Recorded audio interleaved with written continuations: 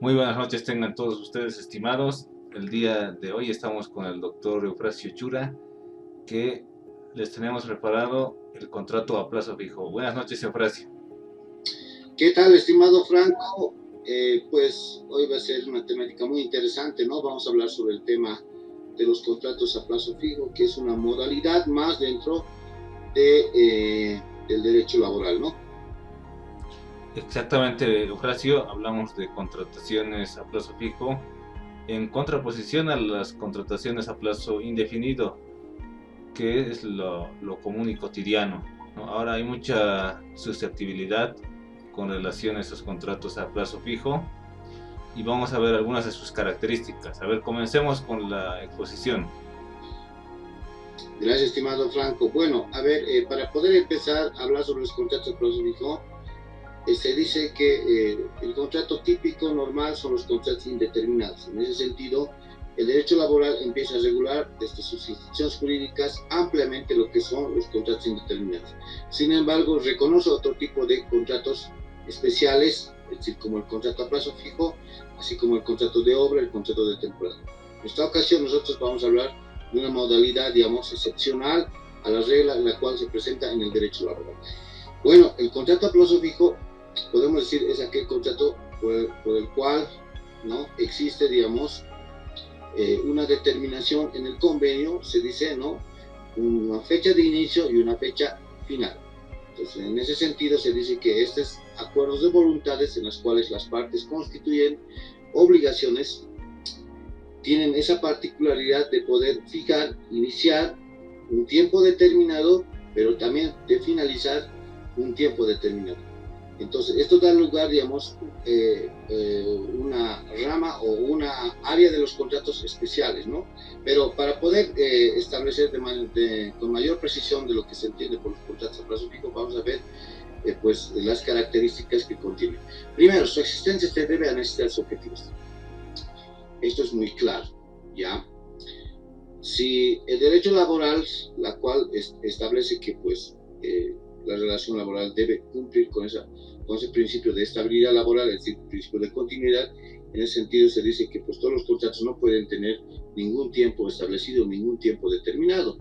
Entonces, para poder, digamos, excepcionar a este contrato madre, entonces nosotros tenemos que establecer cuáles son las razones objetivas, cuáles son las razones, digamos, fundamentales en las cuales nosotros tenemos que basarnos. Entonces, se dice que para poder establecer esto, nosotros tenemos que justificar, fundamentar el por qué nosotros estamos implementando este contrato a plazo fijo. No podemos simplemente a criterio libre en la cual nosotros determinar. Entonces, es un punto importante en la cual nosotros debemos establecer. Segundo, debe ser realizada por escrito. Se dice que este tipo de contratos son contratos esencialmente formales, en el entendido que todos los contratos laborales tienen esa particularidad de entrar en esa categoría de ser contratos consensuales. Y nosotros sabemos que los contratos consensuales se perfeccionan por el simple consentimiento, es decir, se aplican, digamos, todas las reglas o los principios en los cuales se establecen bajo esta modalidad de contratos, ¿no? Entonces, los contratos consensuales, por su apertura, por su flexibilidad, ¿no?, da un mayor desglose a los contratos, ¿no? Es decir, da preponderancia simplemente al consentimiento y al objeto la cual se está constituyendo. Entonces, en ese entendido, los contratos a plazo fijo, al tener esa particularidad, al tener esa especialidad, se aleja de esta modalidad ordinaria normal que son los contratos indefinidos. En ese sentido, ¿no?, al tener esta característica de formalidad, la Ley General del Trabajo nos exige de que debe ser por escrito. Es decir, ningún tipo de contrato a plazo fijo puede determinarse de manera verbal. Tiene que suscribirse un contrato específico. Tercera característica, ya existe un contrato que no puede durar más de un año. Esa es otra característica esencial, ¿no? Es decir, hay una razón objetiva, hay fundamentos, hay argumentos, entonces esos argumentos no pueden llegar a tener esa característica de perpetuidad. Entonces tiene que haber un tiempo, y la ley ha fijado de un año máximo para poder establecer este tipo de contratos según nuestra legislación. Esto, por supuesto, puede variar de acuerdo a la legislación de cada país, ¿no? Hay otros países que han optado por 2 años, por 3 años o menos de un año. Va a depender de las circunstancias y particularidades y contexto social de cada estado, ¿no? Otra característica que nosotros podemos hallar es que no existe término de prueba en los contratos de plazo. Eso es indudable porque se supone que en los contratos indeterminados el trabajador va a tener una duración larga en su relación laboral. En ese sentido, pues los empresarios, los comitentes pretenden buscar a los mejores trabajadores. En otras palabras, buscar el mejor mano calificado o la mejor mano profesional con experiencia en la cual pueda fortalecer la producción de la empresa. Por lo cual, en los contratos indeterminados existe una fase de prueba, digamos, de poder, digamos, evaluar a los trabajadores. Pero en los contratos a plazo fijo no puede existir eso, porque el trabajador está ahí circunstancialmente bajo un término, bajo un tiempo, por razones justificadas. Entonces, no puede existir, digamos, términos de prueba en los contratos a plazo fijo. Existe una reconducción tácita si el trabajador continúa sirviendo una vez vencido el término del convenio. Una vez, en vista de que hay una fecha final, nosotros tenemos que saber que esa fecha final da lugar al fenecimiento, ¿no? Entonces, el fenecimiento tiene que ser notificado formalmente, dado a conocer al trabajador. En caso de que no exista ese conocimiento, se dice que hay una reconducción tácita, es decir, la relación laboral se inclina hacia favor del trabajador. Otra característica es que los contratos de trabajo pactados sucesivamente en el lapso menor al término de prueba o por plazos fijos, y estos sean renovados periódicamente, adquirirán la calidad de contratos a plazo indefinido. Esto es muy debatido, Franco, porque muchas veces pretenden, digamos, burlar los efectos de la relación laboral. Es decir, si bien, digamos, los contratos indeterminados tienen 3 meses y hay la libertad de poder despedir, entonces los empresarios o los comitentes se dan manías para poder justamente contratar trabajadores, pero desvincularlos, ¿no? en el término de la prueba, y este término de la prueba es como una especie de maña, ¿no? Entonces empiezan a despedir y vuelven a recontratar en esos 3 meses, pero empiezan a despedir porque tienen esa facultad de poder evaluar. Entonces eso da lugar a una vulneración de los derechos laborales. Entonces eso no puede existir, porque cuando existe esa recontratación en ese término de prueba continuamente, entonces también puede existir una renovación de un contrato a plazo fijo a un contrato indeterminado. Y por último, la característica más esencial: no puede existir contratos a plazo fijo, se dice la doctrina y la legislación, que está establecido en varios decretos supremos, ya en tareas propias y permanentes. ¿Por qué? Porque se supone que existen razones, motivos, argumentos suficientes de por qué se está contratando en ese plazo requerido, ¿no? Entonces, esas razones no pueden, digamos, pues involucrarse, dice, al rubro principal de la empresa. Eso podemos desarrollar en cuanto a las características, Franco. Bueno, ahora pongo en mesa, digamos, poder debatir, analizar algunos de estos aspectos, Franco, que de repente quiera usted plantear. Bien, partamos de un concepto a priori, ¿verdad? Que muchas veces se lo ve al empleador como el villano de la película, ¿no? El antagonista de esta relación laboral. Pero sin embargo debemos considerar que tanto empleador como trabajador no son antagonistas, ¿no? Muchas veces el discurso político nos puede hacer dudar que existe una contradicción entre ambos, ¿no? Entre empleadores y trabajadores, ¿no? El capital contra la mano de obra. Pero en la realidad debemos observar que cuál es el fin que tenemos que lograr, cuál es el objetivo. El objetivo es que las empresas produzcan, que les vaya bien, porque si progresan, le va bien al país, y al ir bien a la empresa, también le va a ir bien al trabajador como al empleador, ¿no? Ambos se van a beneficiar. No es que uno está en contra del otro, ¿no? Hay que eliminar este criterio errado que podemos llegar a tener, ¿no? Muchos empleadores lo tienen, y también algunos trabajadores, ¿no? Entonces, al considerar esta relación no como antagónica, debemos analizar que la Constitución Política del Estado protege, ¿no? Protege al trabajador, eh, también da derechos al empleador, pero vamos a encontrar en nuestra legislación boliviana a veces normas que van a llegar a sobreproteger, ¿no? Y al referirme a la sobreprotección, me refiero, ¿no? Que tantas normas a veces causan una desprotección. ¿Por qué? ¿Por qué digo esto? Mira, ¿por qué digo estas palabras, Eufrasio? Porque existe una infinitud de requisitos que van a complicar la contratación a plazo fijo, ¿no? Que hemos elegido este tema que es muy bonito y nos puede llegar a ocasionar problemas, ¿no? Revisando un poco las características de la relación laboral, que está perfectamente aquí mencionado, ¿no? Yo me podría tal vez volver al punto, ¿no? Cuando hablamos, por ejemplo, de las características y dice su existencia se debe a necesidades objetivas, ¿no? Es correcto, ¿no? Es correcto. Pero no me van a dejar mentir que en otras latitudes, ¿no? En otros países, esto de que tengas que contratar a plazo fijo en base a necesidades objetivas no es tan riguroso como acá en nuestro país, ¿no? Porque como vamos a ver estas necesidades objetivas, ¿no? La autoridad administrativa nos va a pedir justificar, ¿no?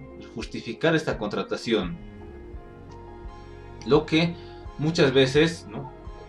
Va a entorpecer el desarrollo de la producción. Que esta característica de que se debe a necesidades objetivas tiene mucha relación con esta segunda característica, ¿no? Que se debe realizar por escrito. Sabemos que la Ley General del Trabajo menciona que los contratos pueden ser orales o escritos, y es verdad, ¿no? Puede ser oral y escrito, pero en este caso nos dice que debe realizarse por escrito. ¿Por qué? ¿No? Hace bastante tiempo ya salió la resolución ministerial, una resolución ministerial que establece que estos contratos necesariamente tienen que ser por escritos, y además la Ley General del Trabajo establece que tienen que tener su refrendado por el Ministerio de Trabajo para que tenga validez, ¿no? Es decir, que si no es refrendado por la autoridad administrativa, no es correcta esa contratación, no tiene validez de acuerdo a la normativa, ¿no? Que es cuestión que es discutible, ¿no? Porque, por ejemplo, yo como empleador no he refrendado el contrato, yo no podría decir que es inválido el contrato, ¿no? Que no tiene efectos legales porque efectivamente se han realizado las prestaciones, se ha realizado trabajo por cuenta ajena, se ha pagado salario, ¿no? No me serviría como una excusa para escapar de los efectos de la contratación que ya he realizado, ¿no? Pero sí, ¿no? Es muy importante que esté por escrito, y, ¿no? Aquí el óbice que encontramos es en el refrendado. Cuando queramos hacer una contratación, necesariamente vamos a tener que refrendarla en el Ministerio de Trabajo, ¿no? El trámite que se conoce comúnmente es el del visado del contrato de trabajo, ¿no? Y muchas veces aquí, no me vas a dejar mentir, que se hacen óbices, ¿no? Y al existir estos óbices, ¿no? Estas barreras que tenemos que superar, muchas veces como empleador prefieren, por un lado, no contratar, ¿no? No contratar definitivamente, y como segunda opción es realizar, ¿no? Una contratación que no se encuadra en estos lineamientos que estamos dando, ¿no?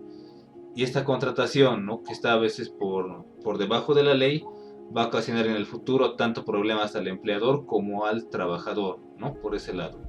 ¿Qué opinas tú al respecto, Eufrasio, con estos A puntos ver, que he tocado? mm, no, bueno, a ver, los contratos a plazo fijo, evidentemente, digamos, tienen su propia naturaleza, es decir, se tiene que aplicar en ciertas circunstancias y de acuerdo a las características que estamos viendo en pantalla, ¿no? Pero hablando en el punto que tú has tocado en el tema de lo escrito, eh, como es una excepción, es decir, no es una regla, porque las reglas son contratos indeterminados, indefinidos, esta es una excepción, hay que decirlo así, y todos los contratos tendrían que entrar en esa categoría de excepción. ¿Por qué? Porque lo normal o regular es que sea un contrato indefinido, es decir, haya una perduración, ¿no? En ese sentido, digamos, para darle estabilidad, para darle seguridad jurídica a la norma, es justamente la cual ha impuesto una forma ad probation, que quiere decir que se rija a través de un documento escrito. Ahora, el tema del visado ante el Ministerio Público, eso puede ser discutido, ¿no? La norma dice simplemente escrito.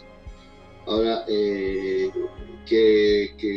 el Ministerio de Trabajo diga todos los empleadores deben visar, ya eso sería un efecto posterior a la validez del contrato, ¿no? Es decir, sería una obligación de los empleadores visar ese tipo de contratos, ¿no?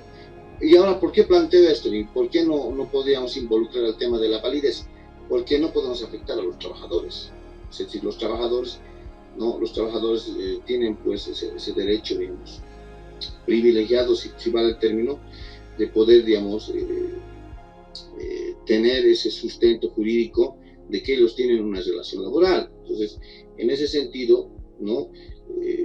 La norma nos establece, nos pide, nos exige de que simplemente sea por escrito, y una vez cumplido esa forma ad probatione, pues nace a la vida del derecho. Ese contrato pues, surte sus efectos jurídicos, surte sus derechos, sus obligaciones, y ahora otra cosa será que el ministerio obligue a que estos sean visados, ¿no? Y si no son visados, seguramente se les sancionará, o se les dará lugar a algún efecto jurídico en el Ministerio de Trabajo, ¿no? Entonces, ese aspecto, un punto, ¿no? Importante, que para mí no hay que vincular el tema del visado con el tema del tema de la validez del contrato, para nada, ¿no? Bueno, ese aspecto que yo podría, digamos, un poquito, qué sé yo, ver en lo que tú estabas planteando, ¿no? Ahora, el otro que tú estabas diciendo, que normalmente se da más este tipo de contratos que el contrato indeterminado, ¿sí? Porque, digamos, le conviene al empleador, es decir, tener un cierto tiempo al trabajador y después echarlos, desvincularlos de sus relaciones. ¿Todo por qué? Porque el tema de las cargas sociales, hay que pagar indemnización, hay que pagar vacaciones, aguinaldo, etcétera, una infinidad de cargas sociales en las cuales no quieren, digamos, pesar los empleadores. Entonces, en ese sentido, pues tratan, digamos, de querer optar por este tipo de contratos a plazo fijo, ¿no? Y nosotros sabemos que dos contratos a plazo fijo, ¿no?, se convierte en un contrato indeterminado. Es más, hay una resolución ministerial frente a un decreto supremo. Y si nosotros aplicamos el principio protector, el principio, digamos, en caso de que exista dos normas, ¿no?, hay que aplicar la norma más favorable. Incluso aplicando ese principio, nosotros podemos decir, no son dos, sino uno. Bastaría uno y se reconduciría a un contrato indeterminado. Pero bueno, normalmente en la mayoría de los abogados se aplican dos contratos, ¿no? Pero bueno, esa es una limitancia más para poder determinar y qué sé yo, establecer barreras, digamos, a que no pueda ser una regla. Pero en la vida real, digamos, sucede de contratar más trabajadores a través de este tipo de modalidades. Sí, es con relación a la validez del contrato, es lo que menciona la Ley General del Trabajo, ¿no?, que exista un refrendado para su validez, ¿no? Pero es un criterio, como tú lo has mencionado, errado. No se puede afectar No se no se exacto, puede. mira, es que justamente pero bueno, es que justamente, no sé, es decir, la norma laboral va a tender siempre a proteger la relación laboral. Entonces, el derecho laboral va a tener sus propios principios, y esos principios van a tener sus propias reglas en las cuales proteger siempre al trabajador, ¿no? Entonces, bajo esa óptica, por más que una norma incluso si diría, incluso taxativamente, de que si no es refrendado es inválido el contrato, aún en esa situación no cumpliría, porque nosotros sabemos que cuando las normas son dudosas, son contradictorias, las interpretaciones o las aplicaciones siempre van a tender hacia el trabajador, es decir, la protección hacia el trabajador, ¿no? Entonces, en ese sentido, las normas tienen que nomás acoplarse a los principios del derecho laboral. Es decir, no hay, digamos, es decir, no se puede soslayar de esas funciones de esas funciones principales que tiene los principios del derecho laboral, ¿no? Y cualquier tratado de derecho laboral, si se visa en la parte de los principios, va a verificar esas tres funciones que tienen, ¿no? Informativa, ¿no? Después regulatorio y aplicativo, ¿no? Entonces esos son muy importantes para poder considerar. Sí, correcto, ¿no? También hablemos que es una norma bastante antigua, ¿no? Aunque una característica de la norma es darle, ¿no?, su amplitud, ¿no? Es que pueda ser durable en el tiempo. Sin embargo, ya este criterio de que ya no se habla, ¿no?, de la validez o la invalidez de un contrato, ¿no? Esa sanción ya es bastante antigua, por así decirlo. Pero también hablamos de una característica más, ¿no?, de la relación laboral, ¿no?, que es este contrato no puede durar más de un año. En ese aspecto, ¿no?, yo diría que sí, hay bastantes, ¿no? Se utiliza yo por ese lado que diría que no se usa mucho, ¿no? No se usa mucho este contrato. ¿Por qué? Porque por su parte impráctica, ¿no? Es impráctico realizar este tipo de contratos por la infinidad de requisitos que te tienen que llegar a adjuntar, ¿no? La tardanza, ¿no? La tardanza que uno puede llegar a suscribir el contrato, ¿no? Por ejemplo, yo necesitaría realizar este contrato, ¿no?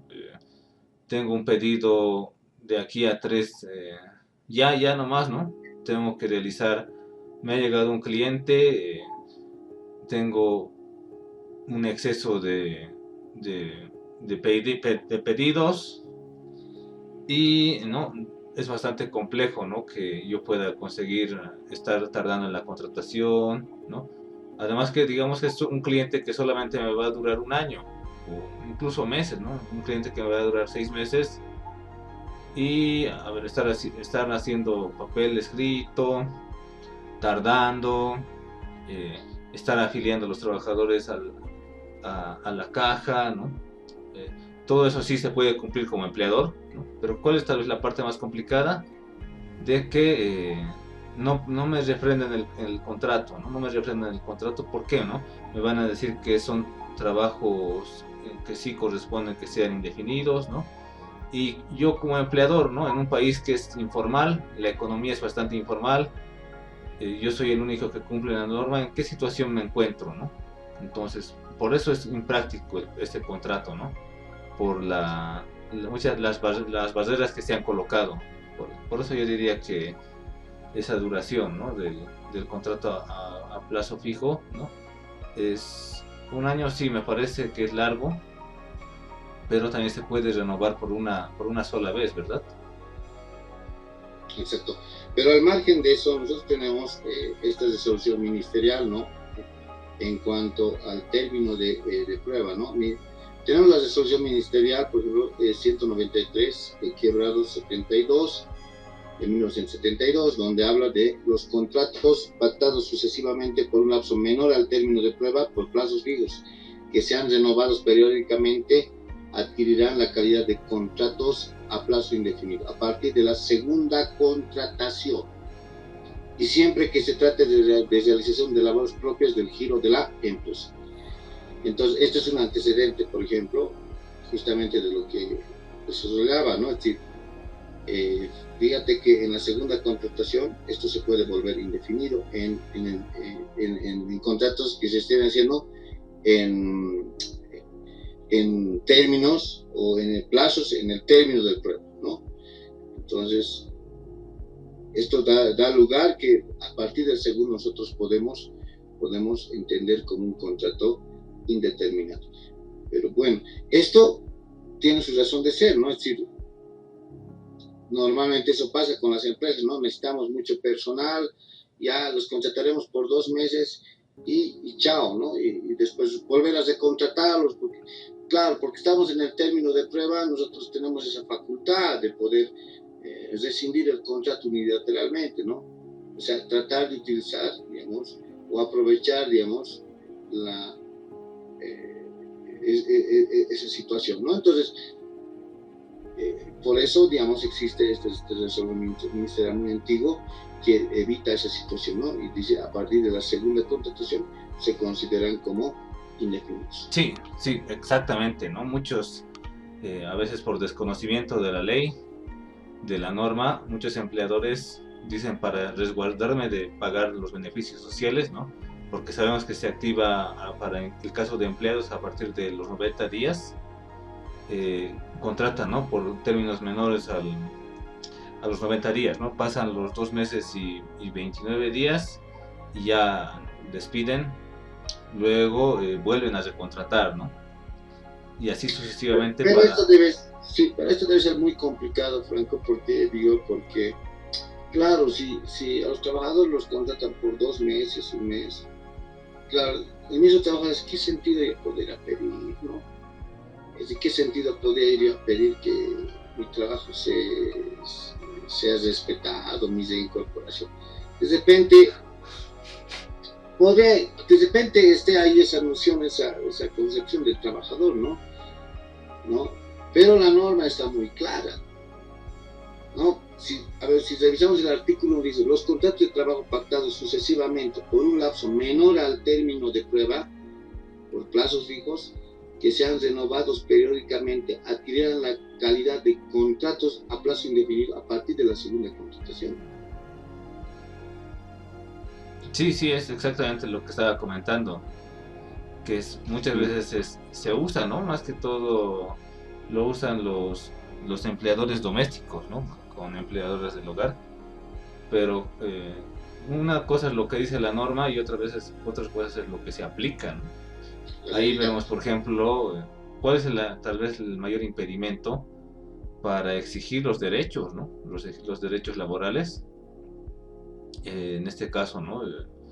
Tramitar un juicio laboral, ¿no? Una demanda de derechos laborales, o en este caso un proceso de reincorporación, ¿no? Entonces ahí radica la estrategia, ¿no? De que ambas partes vayan no en conflicto, sino vayan juntas, ¿no?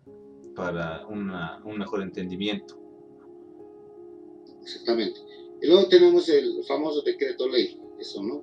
Decreto ley 1660 o 187, perdón, de 1972, es la regla general, ¿no? Más de 2 contratos sucesivos se convierte en contrato indefinido. Es la que se aplica en la realidad, ¿no? Es la que se da. Es decir, hay una tolerancia como máximo 2, y si nos vamos a la tercera, automáticamente hay una reconducción, se convierte en contrato indefinido. Sí, es correcto este entendimiento, ¿no? Pero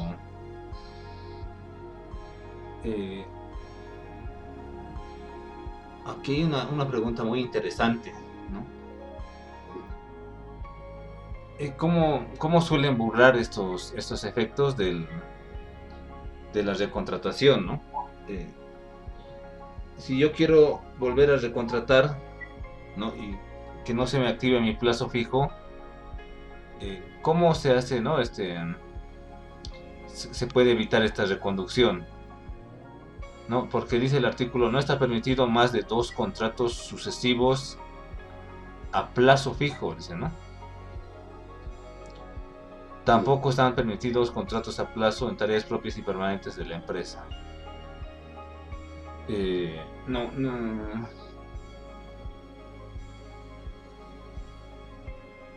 Lo que comúnmente hacen, ¿no? Es establecer 3 meses, ¿no? 3 meses de descanso para nuevamente activar el contrato a plazo fijo, ¿no? ¿Qué opinas tú al respecto sobre esta práctica, ¿no?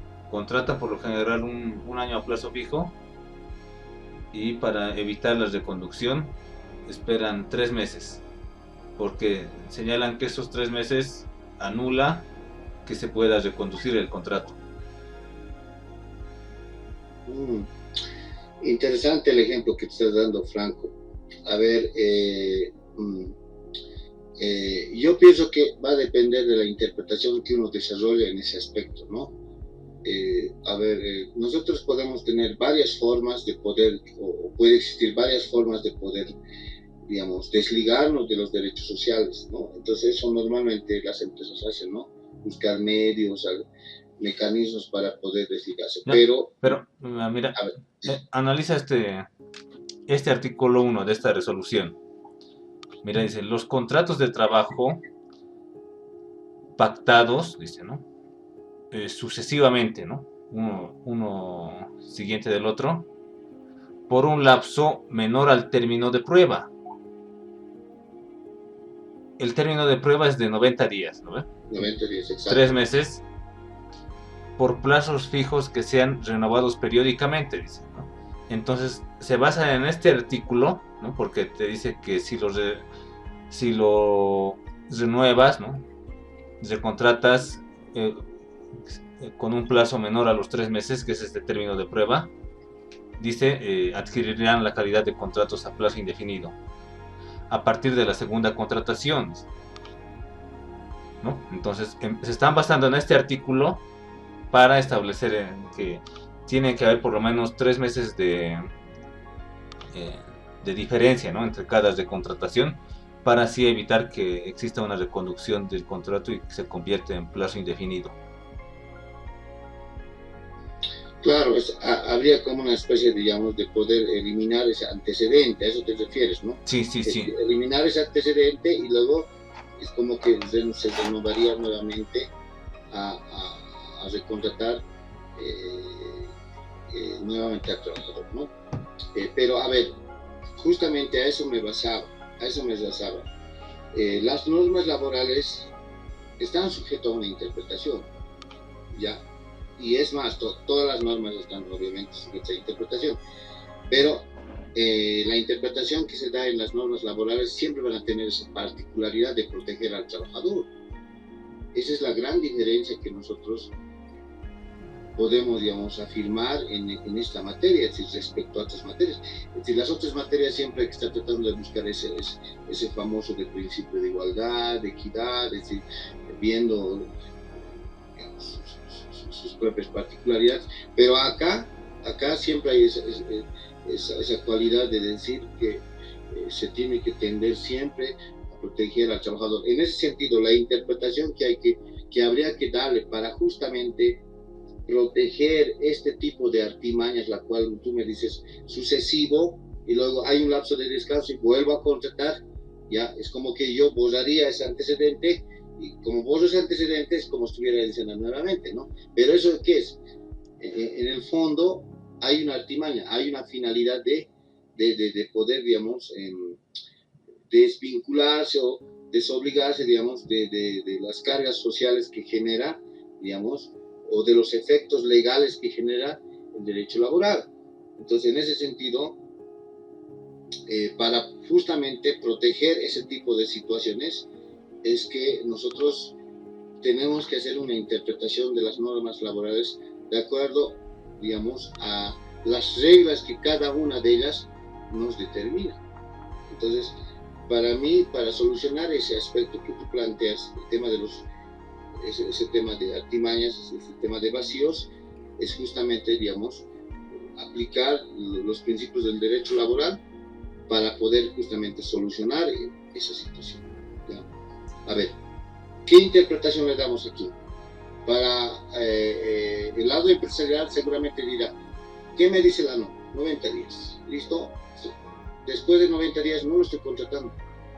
Como no lo estoy contratando, entonces no hay continuidad. Eso es lo que tú dices, ¿no? No hay continuidad. Sí. Pasa un tiempo, si pasa después de 90 días puedo contratar. Lo puedo contratar, entonces automáticamente estoy diciendo, no estoy ni renovando, estoy más bien contratando una nueva relación laboral a plazo fijo. Entonces estoy dentro del tema, por lo tanto no estoy cometiendo ninguna irregularidad. Esa sería la idea, esa sería la interpretación. Esa es una interpretación, pero nosotros podríamos interpretar de otra manera también, protegiendo al trabajador, diciendo de que pues de que esta continuidad, digamos, no debe entenderse como digamos, necesariamente, digamos, una continuidad sucesiva, digamos, en el tiempo, ¿sí? En el tiempo en la cual se desarrolla la actividad del trabajador, sino más bien esa continuidad debe ser más amplia, ¿sí? No solamente enfrascarse, digamos, en cuanto a su contrato de los 90 días, sino también, digamos, ver esa continuidad desde una óptica más integral, ¿no? ¿A qué me refiero con integral? A que si esta persona ya ha sido contratada por 90 días, pasa un tiempo, vuelve a ser contratado, eso tiene que ser entendido también como sucesivo. ¿Por qué sucesivo? Porque el trabajador ya está continuando con la misma actividad, con el mismo empleador, con el mismo objeto, digamos, de la prestación, es decir, está desarrollando la similar actividad, por lo tanto, está ahí, digamos, dándose al lugar una continuidad, ¿no? Entonces, podemos aplicar esa interpretación para justamente proteger al trabajador, ¿no? Ahora, otra cuestión es que, digamos, ese trabajador vaya a otra empresa, sea otro rubro, el objeto de trabajo sea distinto, la actividad sea distinta, ahí sí nosotros podemos entender que ahí sí hay una nueva relación laboral, pero si el trabajador vuelve con el mismo empleador, con la misma actividad, con el mismo objeto, con las mismas responsabilidades, con las mismas obligaciones, eso es continuidad, ¿no? Entonces se tendría que dar esa interpretación, y por algo tenemos las reglas, los principios que ahí determina la Constitución y el decreto supremo que regula sobre el tema de los principios del derecho del trabajo. Entonces eso se podría tratar, digamos, de poder aplicar en este tipo de situaciones que seguramente es preocupante para los trabajadores, ¿no? Y es una forma de desligar de ellos, ¿no? Yo lo veo desde el punto de vista que es más preocupante para los empleadores, ¿no? Porque al final el que tiene que cargar con las cuentas es el empleador, ¿no? Y estaría mal llamarlo artimaña, porque como empleador estaría basando su comportamiento en lo que dice esta resolución 193/2072, ¿no? Y también en la costumbre laboral, ¿no? Que también es fuente de derecho, pero también coloquémonos en un contexto que nos habla del indubio pro operario en este principio, y entendiéndolo... Es un principio, bueno, es una regla del principio protector, eso te digo, ¿no? Sí, el indubio pro operario, ¿no? Que nos dice que en caso de duda ir a favor del trabajador. Ir a favor por lo que sea más favorable al trabajador.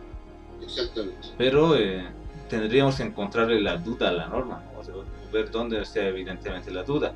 Pero si de la lectura entendemos que y es una práctica repetida y que incluso ha sido refrendada por la autoridad administrativa, no habría pues una duda, ¿no? para aplicar esta interpretación. Ahora, por ejemplo, citando a lo que dice Robert Alexi, en este caso sería interesante hacer un ejercicio de ponderación cuando nos habla de la ponderación de los derechos, ¿no? ¿qué es lo que pesa más? Hablando de la teoría fundamental de los derechos, ¿no? Teoría de los derechos fundamentales, que nos dice los derechos de los trabajadores, o el eje, puede ser, ¿no? Por un lado, y por el otro, el ejercicio de los derechos a la libre empresa, ¿no? Al comercio, ¿no? A la seguridad jurídica, a la libertad de empresa, ¿no? Me centraría yo, por ejemplo, en el de la seguridad jurídica, ¿no? Como se mencionó en una característica inicial de la contratación a la contratación, que ambas partes, ¿no? Saben cuándo va a iniciar y cuándo va a concluir, ¿no? Y si nos sustentamos en una norma, también esta característica debería mantenerse, ¿no? Entonces, estamos, yo creo, ante un ejercicio de ponderación, ¿no? ¿Cuál es el que pesa más, ¿no? El, los derechos de los trabajadores, por un lado, a tener un contrato indefinido, o ¿no? La seguridad jurídica, por otro lado, ¿no? Del empleador a que se respete la contratación que se ha realizado, ¿no? Entonces, haciendo un ejercicio de ponderación, se podrá ver, ¿no? Cuál pesa más, ¿no? Y para cada caso en particular, ¿no? Eso es lo importante de la ponderación de los derechos. ¿Qué te parece a ti este criterio de la ponderación? A ver, yo voy a poner, es muy interesante, Franquito, pero a ver, yo voy a ver, pues dos situaciones. Primero, el tema de la ponderación, que me llama mucho la atención, pero voy a responder a eso. Pero previamente también voy a responder al tema de la duda, ¿ya? El indubio pro operario es una regla que nace del principio protector, que está básicamente reconocido por la Constitución Política del Estado y por el Decreto Supremo 28699. Está reconocido regla. Bien, el principio protector, como tiene tres reglas, dentro de esas tres reglas está el indubio pro operario, que quiere decir, en caso de duda, a favor del trabajador. Bien, ¿qué implica eso? Duda y a favor del trabajador. Implica que en una norma específica pueda dar lugar a más de dos interpretaciones. Hay que escoger la interpretación más favorable. Muy bien. Este artículo que tú haces referencia, ¿ya? Más el hecho que tú me desarrollas, me dices, en la vida real existe este tipo de situaciones, ¿ya? Podría, digamos, dar apertura a poder, digamos, interpretarse de qué implica lo sucesivo. Es decir, ¿qué implica lo sucesivo? O sea, podría aperturar, a eso me refiero, podría aperturar, ¿no? Entonces, esa apertura generaría 2, 3, 4, hasta 10 interpretaciones. Entonces, ahí sí entraría el tema del indubio pro operario, ¿no? Ahí sí entraría. Entonces, ahora, nosotros sabemos que el derecho laboral, por esa desigualdad, ¿no? Por esa desigualdad entre el empleador y el trabajador, tiende a aplicarse estas reglas, ¿no? Tiende a aplicarse estas reglas. ¿Ya? Entonces, yo pongo lo que tú estás ahorita observando en la resolución ministerial, dices, no hay duda, la norma es muy clara, ¿no? Está bien, esa es una idea muy taxativa, me parece, en las otras áreas del derecho, ¿sí? Que dicen, ¿no? ¿Qué es interpretar? Es darle sentido a una norma, ¿sí? ¿No? Y ese sentido de dar norma normalmente surge en caso de duda, porque si la norma está clara no hay nada que interpretar. Normalmente eso se hace en argumentación e interpretación jurídica, ¿no? Pero ese enfoque lo podríamos aplicar de manera muy taxativa en esta área, ¿no? Porque pues las normas siempre pues laborales van a tender a esa idea de proteger al derecho al derecho de los trabajadores, ¿no? Pues por una parte, por ese aspecto, pero estoy simplemente respondiendo a esto. En cuanto al tema de lo que tú dices, el tema de ponderación de los derechos. De los derechos fundamentales, ¿no? De la Constitución, todo eso. Ahí yo diría, habría que un poquito ahí ser un poquito cuidadosos, yo diría. ¿Por qué? Porque en materia laboral, pues aplicando este principio del principio protector y aplicando la segunda regla, que es la norma más favorable, ¿ya? Que dice que cuando hay dos normas o más normas contradictorios, ¿ya? Hay que aplicar la norma más favorable. Ahora, esta explicación, ¿a qué va con la pregunta o con lo que quiero responder?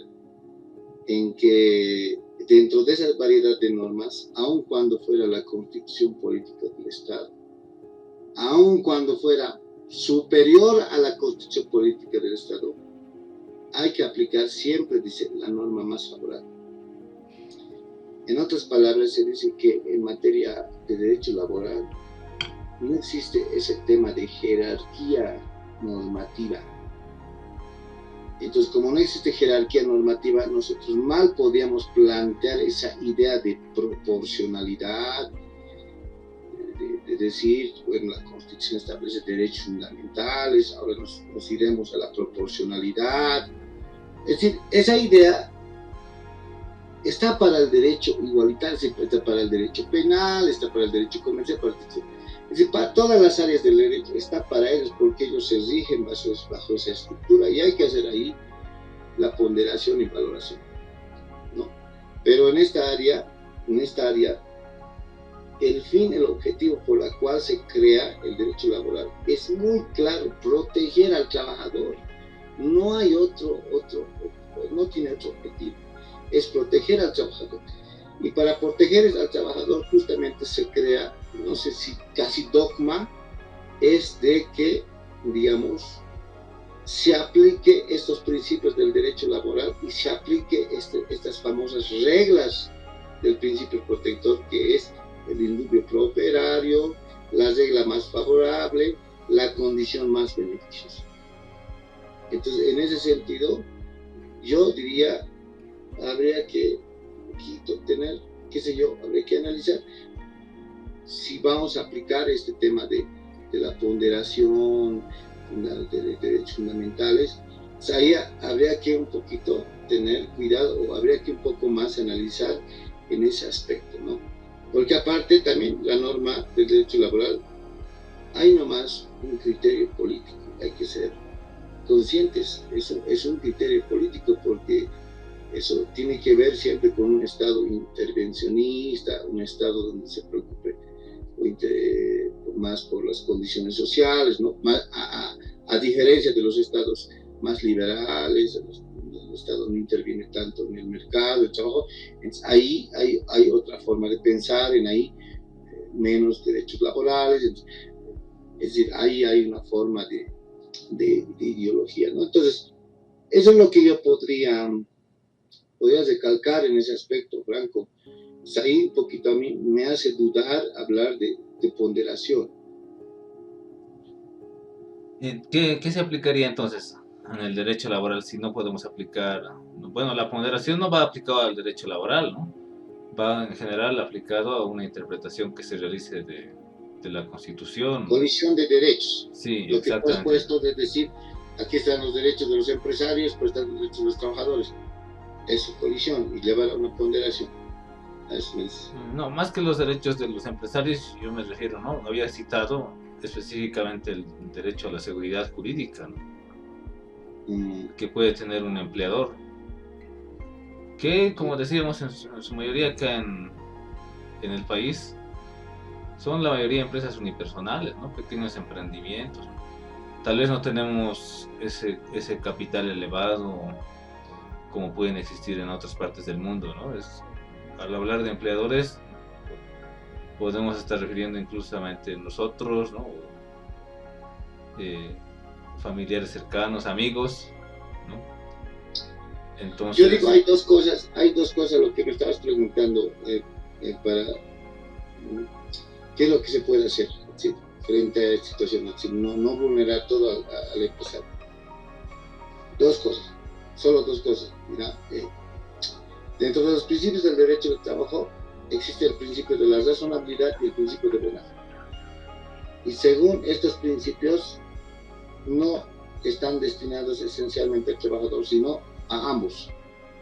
Entonces, tal vez, ¿no?, con mayor seguridad, pienso que estos dos principios serían como una limitancia a ese vínculo entre el trabajador y el empresario, ¿no? De sí, razonabilidad y de buena fe. ¿Razonabilidad en qué sentido? En que también hay que entender estas condiciones socioeconómicas, las que tú estás planteando. Por ejemplo, dices, ¿no?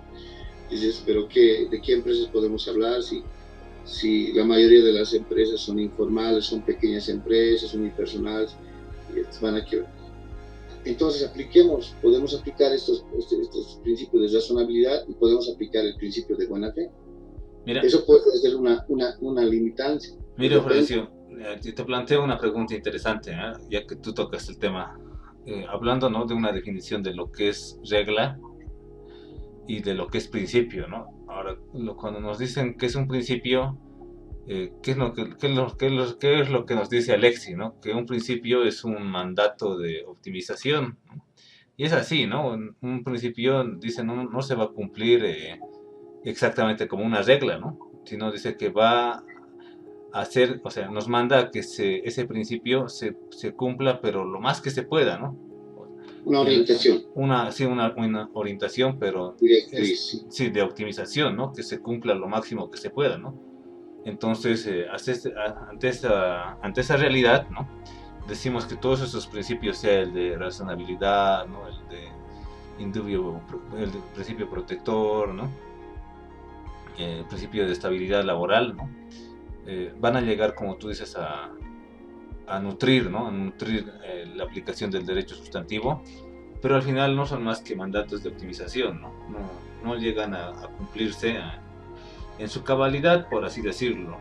Entonces, ante esta realidad, ¿no?, se encuentran desprotegidos. Yo no diría que solamente los empleadores, ¿no?, sino ambos en la relación laboral, ¿no?, porque unos no tienen la seguridad jurídica que debieran gozar, ¿no? Sí, y también los otros, ante tanta protección, ¿no?, se encuentran en el fondo desprotegidos, ¿verdad? Porque vamos a ver, como yo decía en un inicio, ¿no?, la norma te permite contratar, ¿no?, a plazo fijo, pero los operadores, ¿no?, te van a colocar limitantes, ¿no?, incluso te van a multar, ¿no? Muchas veces, por ejemplo, había clientes que se quejaban y decían que nosotros por contratar nos multan, ¿no? En otro país por contratar tenemos premios, beneficios, ¿no?, exenciones. Pero acá no solamente nos han dicho que no podemos contratar, ¿no?, sino que nos están multando, ¿no? Y a veces eso hace escapar el capital, ¿no? Obviamente las autoridades deben tener una razón, me imagino yo, para establecer, ¿no?, esta rigurosidad, ¿no? Por un lado, yo por eso, ¿no?, ya para ir concluyendo, ¿no?, porque ya se nos venció un poco el tiempo.